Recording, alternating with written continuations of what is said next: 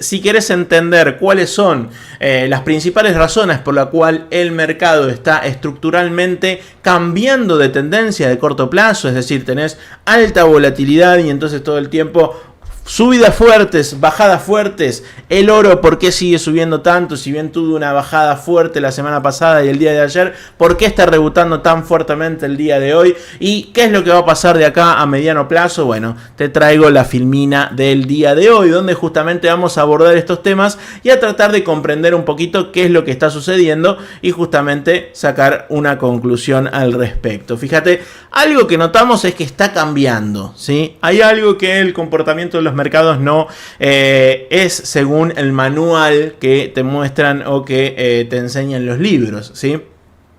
Si bien el mercado lógicamente cada tantos años tiene que tener como una caída fuerte, ¿sí? Un bear market, porque nada sube eternamente, ¿sí? Sino que se traduce en impulsos y retrocesos, y esto se puede llevar a la vida en sí y también a los mercados.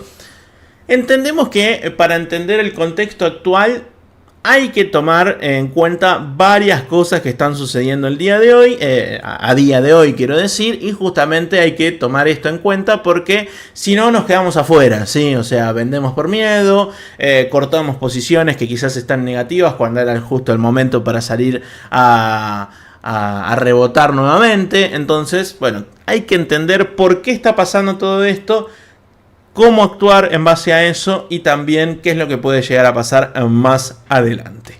El S&P 500 yo se los muestro cada día que estamos en vivo y justamente ven el accionar del índice, uno de los más importantes del mundo, ¿sí? Que contiene las 500 mejores empresas de Estados Unidos, que es la primer potencia mundial, al menos económica, y en otros aspectos también, pero al menos económica es la primer potencia mundial. Entonces, ¿qué es lo que realmente está pasando? Porque nosotros vemos que hay caídas bruscas del S&P 500, pero que también hay recuperaciones que son muy bruscas. Y por lo menos los libros dicen que el precio o el mercado baja por ascensor y sube por escalera, pero yo creo que baja y sube en una montaña rusa. Ya no es ascensor y escalera, sino que realmente, o sea, vivimos constantemente bombardeados por estas noticias de fuerte sube de los mercados, fuerte baja en los mercados.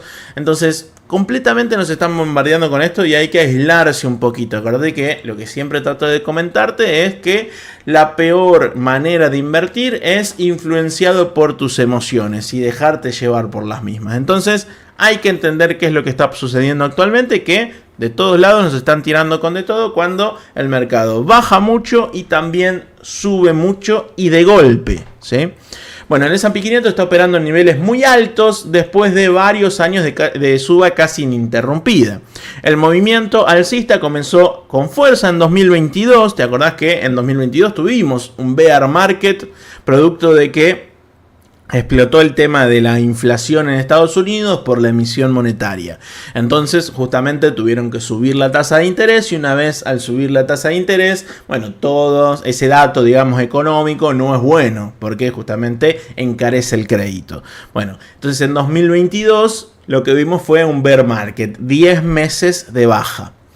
En ese recorrido hubo varias caídas importantes que generaron miedo, titulares negativos y pronóstico de crisis. Sin embargo, cada una de esas caídas fue seguida por una recuperación rápida, ¿sí? Desde 2022 que vemos que el mercado cae fuerte, pero después también se recupera fuertemente y de manera rápida.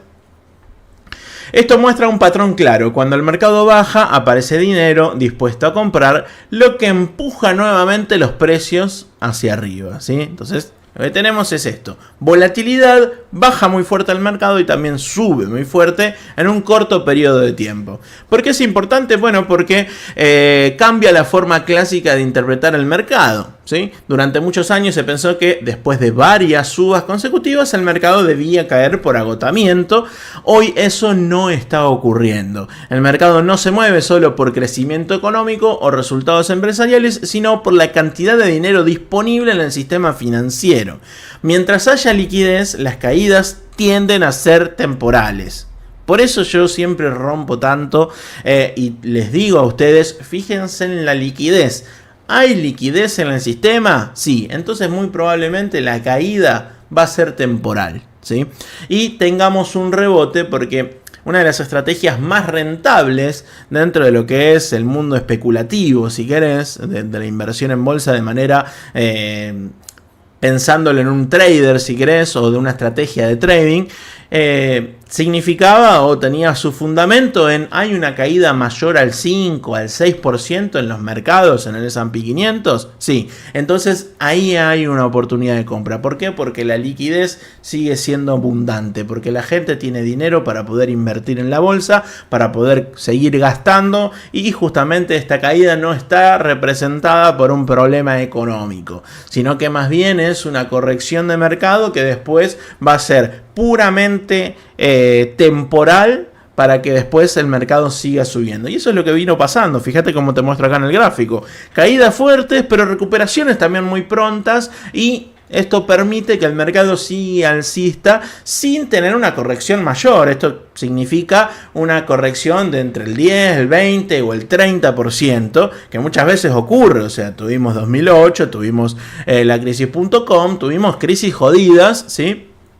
Y no tenemos una de hace mucho tiempo. Entonces, bueno, prácticamente esto está fundamentado en lo que vengo comentando. Cuando hay liquidez en el sistema, muy probablemente lo que suceda es que tengamos un rebote violento cuando la caída, digamos, no es creída por el mercado. Esto es lo que algunos llaman alguna burbuja, ¿sí?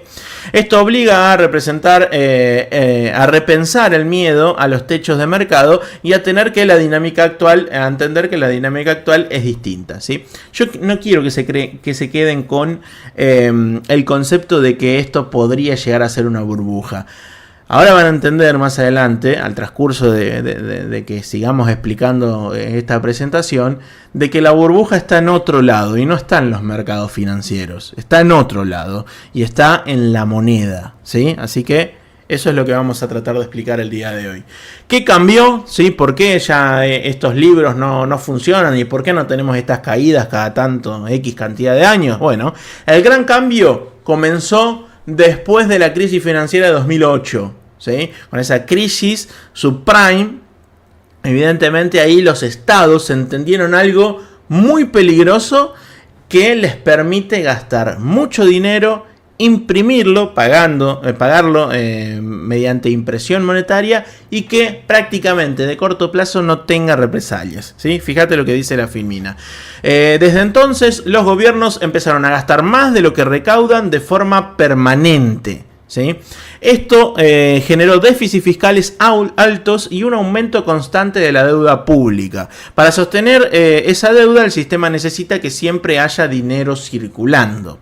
Por eso los bancos centrales pasaron a tener un rol mucho más activo, ¿sí? Es decir, a seguir imprimiendo y a seguir inyectando liquidez en la economía. Mientras la liquidez se sigue inyectando en la economía, bueno, se puede decir que se puede esquivar una crisis. Si vos retirás liquidez de la economía, vas a tener una crisis, ¿sí? Además, hoy el mundo no depende solo de Estados Unidos. Esto es importante. China también influye fuertemente aportando liquidez y sosteniendo mercados, lo que hace que el contexto actual sea muy diferente al de las crisis, por ejemplo, de 2008, de 2001, ¿sí? Tan importantes que tuvimos anteriormente. Ya no es solamente Estados Unidos.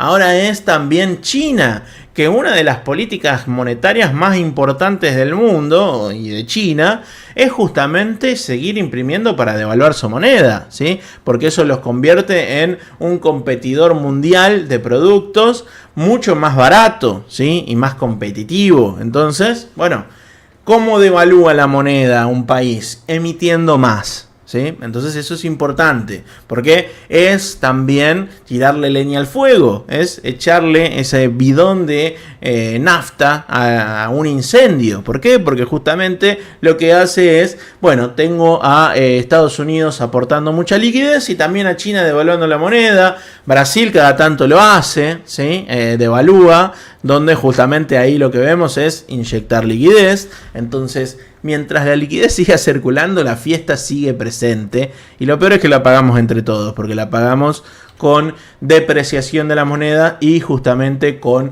menor poder adquisitivo.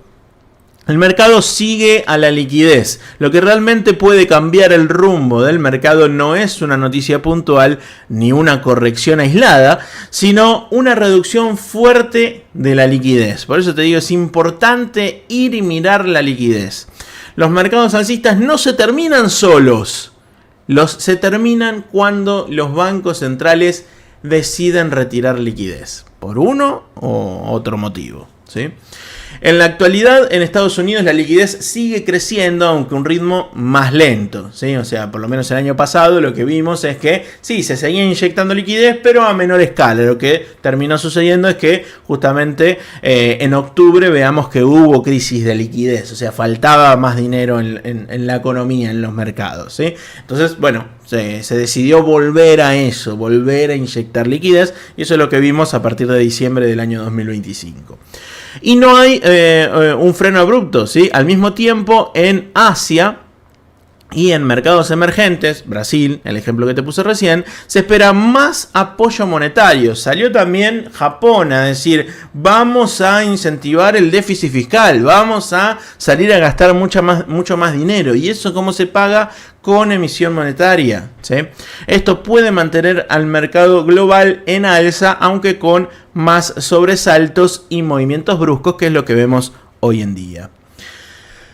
La degradación monetaria, esto es lo que nos pega a todos, ¿sí? Lógicamente, a ver, por ahí mi quintita, Argentina, me importa un bledo lo que haga Japón, me importa un bledo lo que haga Estados Unidos o China, yo estoy acá en Argentina y no pasa nada. Bueno, pero si querés invertir tenés que estar conectado y tenés que saber que todo esto termina repercutiendo en Argentina, en tu situación personal, quizás no de corto plazo, pero sí a largo plazo, y también va a repercutir en los mercados, que es quizás lo que te va a interesar si querés o estás interesado en invertir. En el corto plazo, el aumento de la liquidez suele ser positivo para los mercados financieros. Por eso vemos que cada vez que haya más liquidez, en realidad el mercado, por más que caiga, va a repuntar pronto, ¿sí? Evita que haya una crisis importante. Más dinero circulando implica más compras de activos y precios que tienden a subir. Por eso, cuando los bancos centrales inyectan liquidez, las bolsas suelen reaccionar bien. Sin embargo, cuando hay cada vez más dinero, las monedas pierden poder adquisitivo, pierden poder de compra. Los precios de bienes y servicios suben más rápido que los ingresos y, en otras palabras, lo que impulsa a los mercados en el corto plazo debilita el valor real del dinero en el largo plazo. Entonces, saquemos esta conclusión. Vemos al oro subir muchísimo, ¿sí? De precio. Lo vimos, creo que de 4.000 a 5.000 en pim pam pum, ¿no? Pero 4.000 o 5.000, ¿qué? Dólares, ¿sí? O sea, porque medimos el precio del oro en dólares. Entonces, ¿en realidad subió de precio el oro o es que bajó el dólar? O sea, ¿se entiende lo que quiere decir? Vos me vas a decir, che, pero el DXY en realidad no bajó tanto. ¿Cómo puede ser que baje, que suba tan fuertemente el oro si el DXY, que es el dólar medido frente a otra canasta de monedas importantes del mundo, no bajó tanto? O sea, bajó, pero no a tal medida, no a tal porcentaje, no a tal relación. Bueno, esto tiene que ver porque es el dólar, el DXY es el dólar medido frente a otra canasta de monedas. Y si te dijera que esas otras canastas de monedas también se devalúan, ¿ahí contra qué lo medimos? ¿Sí?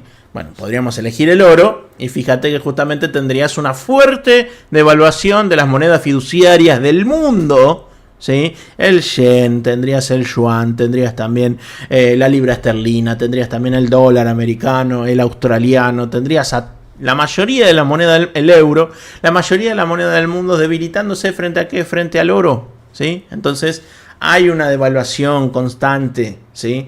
De las monedas fiduciarias, de todas las que acabo de nombrar y muchas otras, frente al oro, que podía ser o que en algún momento en la Edad Media fue, ¿sí? La moneda que se utilizaba para comercializar cualquier cosa, ¿sí? Y esto es porque detrás están los políticos gastando más dinero del que tienen, ¿sí? Acordate que una de las peores cosas que puede hacer una persona es gastar dinero de los demás, ¿sí? Porque ahí despilfarrás, total, no es guita tuya, ¿sí? Cuidado con eso. O sea, el sistema es complejo, por no decir que está podrido, ¿sí? ¿Qué puede pasar entonces? ¿Cuál sería la solución a todo esto? Porque quizás, viste, yo te estoy planteando el apocalipsis, ¿sí? Vos me vas a decir, bueno, está bien, perfecto, ¿no, güey? Pero ¿y cuál es la salida? ¿Qué le ves? Bueno, dos caminos, ¿sí? Y los dos te llevan a dos lugares diferentes en el tiempo, podríamos decir, ¿no? Uno es el oro y otro es el Bitcoin. Fíjate que el oro son castillos de oro, perfecto, representado por la inteligencia artificial, con castillos de oro, pero fíjate que tiende a ser quizás una guarida o una fortaleza, un reino medieval. En cambio lo otro, Bitcoin, ¿sí? Es una ciudad futurista. ¿Qué pensás que va a pasar en el futuro? Yo todavía no lo tengo bien en claro si va a ser Bitcoin, pero sí pienso que va a ser algo muy parecido, por lo menos, si no lo es. Si no es Bitcoin. Entonces, si este proceso se prolonga, puede derivar en una crisis de confianza en el sistema financiero actual, ¿sí? Cuando las personas perciben que las monedas fiduciarias pierden valor de forma constante, esto que te dije recién de que medido frente al oro, por ejemplo, las monedas fiduciarias me cayeron fuertemente, empiezan a rechazarlas como reserva de valor, ¿sí? Ya no quiero tener esos papelitos de colores, ahora quiero tener otra cosa, algo que realmente resguarde el valor que yo pude conseguir con el trabajo de cada día. En ese contexto, el sistema puede reordenarse de dos maneras. Una opción es volver a la regla monetaria fija, como el patrón oro, por ejemplo, o patrón Bitcoin podría llegar a ser, donde se obligue a los gobiernos a controlar el gasto y el déficit porque va a tener que tener respaldo en eso que se elija, sea oro o Bitcoin. Y otro es que directamente la sociedad rechace los papelitos de colores y se empiece a utilizar directamente Bitcoin. No te estoy diciendo esto ahora ni dentro de 1 o 2 años, pero sí te digo de acá a 10, 15 años, yo no sé si esto ya no va a estar pasando. ¿Sí? No sé qué tanto más nos vamos a comer el verso de que en realidad las monedas fiduciarias son resguardo de valor. ¿Sí? Yo ya no me lo como más el verso ese. Ya no me parece que sea de esa manera, ¿sí? Que lo necesito, lógicamente, para comprar cosas del día a día, bueno, bárbaro. Y ya no tanto, porque por ejemplo con la tarjeta de Lemon puedes comprar con Bitcoin, ¿sí? Y te lo descuentan y te devuelven el cashback y todo eso. O sea, hay un montón de alternativas que ya están disponibles y que justamente forman parte del hoy en día, sino del futuro. Entonces, bueno, justamente la otra es avanzar hacia monedas descentralizadas que no puedan ser emitidas ni devaluadas por decisión política, como lo es Bitcoin, ¿sí? Ambos caminos implican un cambio profundo respecto al sistema actual. En este contexto, entonces, ¿qué conclusiones podremos sacar? Bueno, la liquidez sostiene a los mercados. ¿Sí? Esto es algo que está más que claro, ¿sí? El dinero mantiene los precios altos, aunque no soluciona los problemas de fondo, ¿sí? O sea, esto es como un parche, vos, no sé, como tomarte un ibuprofeno cuando en realidad, no sé, estás en cáncer terminal. O sea, sí, te va a ayudar de corto plazo, pero no te va a resolver el problema, ¿sí? Entonces, la liquidez en los mercados es buena para el corto plazo, no es buena para el largo plazo. Pues si vos solamente sostenés la evaluación de los activos y también la subida de los mercados con inyecciones de liquidez, bueno, de corto plazo vas a andar bien, pero de mediano y largo plazo se puede llegar a complicar, ¿sí? Entonces la liquidez es una solución de momento, por eso hay que prestarle mucha atención. Desde 2008 vemos que este tema se viene repitiendo en los mercados y justamente es la razón o es lo que tenemos que monitorear para sacar estas conclusiones y tomar en cuenta si tenemos que comprar o tenemos que vender. El costo es el poder adquisitivo, ¿sí? O sea, si sigue este tema de que gastan más de lo que entra, ¿sí? Porque la mayoría de los países del mundo tienen déficit fiscal, bueno, las monedas siguen perdiendo valor, ¿sí? Valor real a medida que aumenta la emisión de estas monedas, ¿sí? De este papel moneda. Entonces, bueno, ese es algo que nos golpea a todos. El problema es el desequilibrio también, ¿sí? Déficits persistentes tensionan el funcionamiento del sistema, obligan al cambio y se abre un cambio de régimen.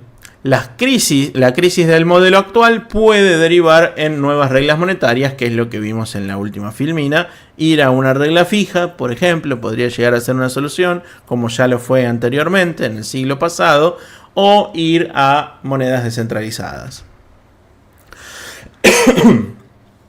Impactos en el mercado. ¿Qué podemos ver tanto de corto como de mediano y de largo plazo? Bueno, acciones sostenidas por liquidez de corto plazo. Las bolsas siguen firmes de corto plazo mientras que el dinero siga fluyendo. El S&P 500, el QQQ, todo el sector de crecimiento, eso va a seguir subiendo si es que se sigue inyectando liquidez. Por eso tenemos que estar atentos a cuando se deje de inyectar liquidez. ¿Sí? Cuando justamente se detraiga la liquidez a nivel mundial o a nivel Estados Unidos, bueno, ahí tenemos que estar atentos para saber que quizás la caída viene ya, entre comillas, más real, o tenés una caída que probablemente no pueda rebotar pronto, ¿sí?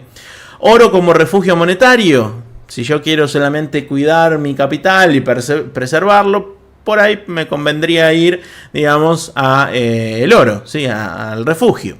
Protege frente a la pérdida del valor del dinero fiduciario, como activos como GLD, Barrick Gold o NEM, ¿sí? Bitcoin como alternativa sistémica, ¿sí? Si vos opinás que en realidad el futuro del sistema económico y monetario mundial va a ser Bitcoin, bueno, probablemente gana interés ante la desconfianza en las monedas tradicionales, Bitcoin, Ethereum y, por ejemplo, los ¿cómo se llama? Los ETF de estas monedas, como es IBIT, ¿sí?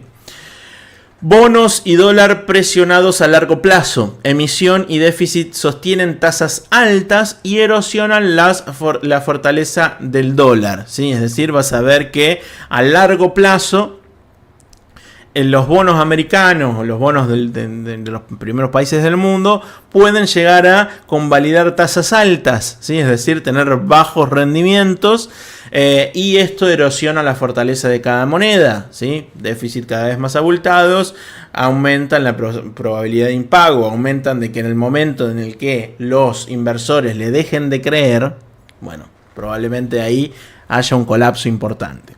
Todo esto relacionado con el DXY, TLT y BND, que son ETFs vinculados a la renta fija americana.